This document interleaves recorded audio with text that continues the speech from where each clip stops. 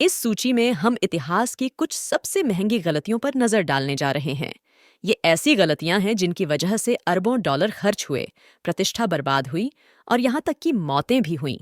लेकिन इन आपदाओं के बीच भी कुछ ऐसे सबक हैं जिनके बारे में सीखना जरूरी है। सुरक्षा योजना और संचार का महत्व। 1988 में येलोस्टोन में लगी आग येलोस्टोन नेशनल पार्क के इतिहास की सबसे बड़ी आग थी, जो 1988 में शुरू हुई थी। शुरुआत में कुछ छोटी आग लगी थी, लेकिन वे जल्द ही एक विशाल जंगल की आग में विलीन हो गईं, जो अपने इतिहास में पहली बार महीनों तक जलती रहीं। पार्क को बंद करना पड़ा। आग अंततः तब समाप्त हुई जब बारिश शुरू हो गई। तब तक उन्होंने 793880 एकड़ जमीन जला दी थी और 2 लोगों की मौत हो गई थी। क्षति की कुल लागत $267 मिलियन से अधिक थी। 29 जून 1995 को एस डिपार्टमेंट स्टोर के ढहने से एस डिपार्टमेंट स्टोर में आग लग गई। सोल दक्षिण कोरिया में सीडी के ढहने से 502 लोगों की मौत हो गई और 900 से अधिक लोग घायल हो गए। बांग्लादेश में 2013 में रा प्लाजा फैक्ट्री के ढहने तक यह इतिहास में सबसे घातक गैर जानबूझकर इमारत ढहने वाली इमारत थी। यह इमारत खराब निर्माण प्रथाओं सहित कई कारकों के संयोजन के कारण हुई थी, जिसमें फर्श पर ओवरलोडिंग शामिल थी। और ढहने से एक दिन पहले इमारत में दरारों के बारे में दी गई चेतावनियों पर ध्यान देने में विफलता। कर्मचारियों ने बताया कि उन्होंने जोरदार दरारें सुनी और छत में दरारें देखीं। स्टोर मैनेजर ने 5वीं मंजिल को बंद करने का आदेश दिया, लेकिन उन्होंने एस डिपार्टमेंट स्टोर की पूरी इमारत को खाली करने से इनकार कर दिया।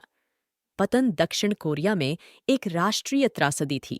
इसने भ्रष्टाचार और घटिया निर्माण प्रथाओं को उजागर किया, जो उस समय देश की तेजी से बढ़ती अर्थव्यवस्था में व्याप्त थे। पतन के कारण निर्माण उद्योग में कई सुधार हुए और गीत विभाग स्टोर की सुरक्षा पर अधिक जोर दिया गया।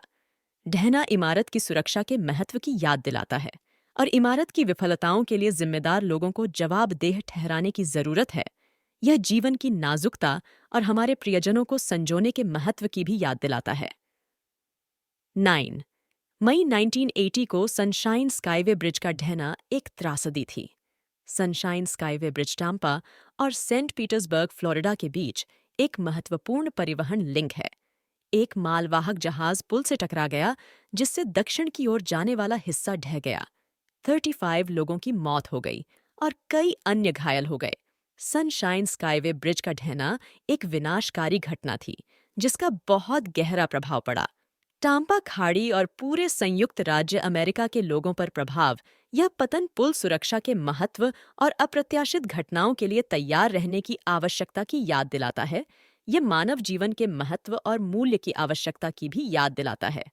हमारे पुलों और सड़कों पर यात्रा करने वालों की सुरक्षा पतन के कारण पर आज भी बहस होती है, लेकिन माना जाता है कि यह मानवीय त्रुटि, यांत्रिक विफलता और खराब मौसम की स्थिति सहित कई कारकों के संयोजन के कारण हुआ था। मालवाहक जहाज एमवी समिट वेंचर नौकायन कर रहा था।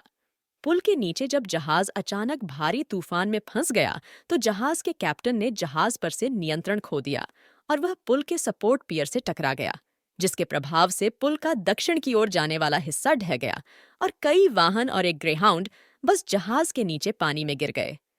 पोप आपदा। भारत में यूनियन कार्बाइड कीटनाशक संयंत्र में हुई आपदा मिथाइल आइसोसाइनिक माइक के रिसाव से एक अत्यधिक जहरीली गैस ने हजारों लोगों को तुरंत मार डाला और कई हजारों लोगों के लिए महत्वपूर्ण रुग्णता और अकाल मृत्यु का कारण बना। रिसाव के कारण पर अभी भी बहस चल रही है, लेकिन यह ऐसा माना जाता है कि यह खराब सुरक्षा प्रक्रियाओं और रखरखाव सहित कई कारकों के संयोजन के कारण हुआ। हजारों लोगों की तुरंत मृत्यु हो गई और रिसाव के बाद के दिनों और हफ्तों में कई लोगों की मृत्यु हो गई। साथ ही कई जीवित बचे लोगों के लिए गंभीर स्वास्थ्य समस्याएं पैदा हुईं, जिनमें श्वसन संबंधी समस्याएं, अंधापन और कैंसर शामिल हैं। बाउल आपदा औद्योगिक दुर्घटनाओं के खतरों और सुरक्षा नियमों के महत्व की याद दिलाती है। यह कॉरपोरेट जिम्मेदारी के महत्व और कंपनियों को उनके कार्यों के लिए जवाबदेह ठहराए जाने की आवश्यकता की भी याद दिलाती है। बाल आपदा एक दुखद घटना है जिसे होना चाहिए, इसे कभी न भूलें। यह सुरक्षा कॉरपोरेट जिम्मेदारी के महत्व और मानव जीवन और पर्यावरण की रक्षा करने की आवश्यकता की याद दिलाता है।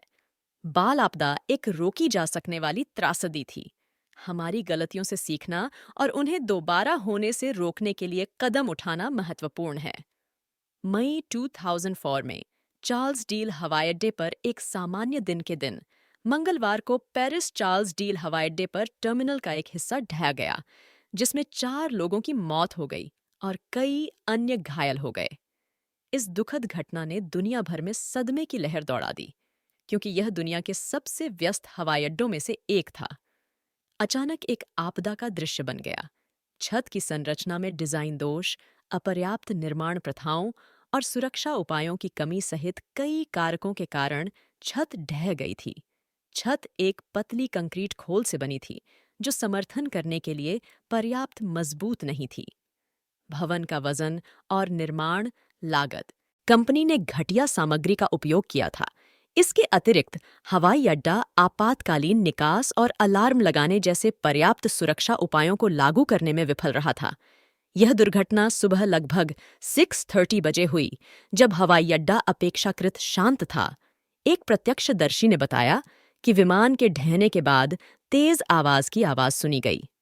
टर्मिनल की छत का ढहने वाला भाग लगभग 100 मीटर लंबा और 50 मीटर चौड़ा था। टर्मिनल डई के ढहने से पेरिस चार्ल्स डील हवाई अड्डे के संचालन पर महत्वपूर्ण प्रभाव पड़ा। हवाई अड्डा कई दिनों तक आंशिक रूप से बंद रहा और उड़ानें बाधित हुईं। ढहने से भी उठान हुआ। दुनिया भर के अन्य हवाई अड्डों की सुरक्षा के बारे में चिंताएं। टर्मिनल डई का ढहना एक अनुस्मारक है कि यहाँ तक कि सबसे साधारण दिखने वाली जगहें भी खतरनाक हो सकती हैं। हमारे परिवेश के बारे में जागरूक होना और सुरक्षित रहने के लिए सावधानी बरतना महत्वपूर्ण है। 3 मीटर द्वीप पर दुर्घटना 28 मार्च 1979 को पेंसिल्वेनिया में तिएम द्वीप परमाणु ऊर्जा संयंत्र की इकाई 2 रिएक्टर आंशिक रूप से बंद हो गई।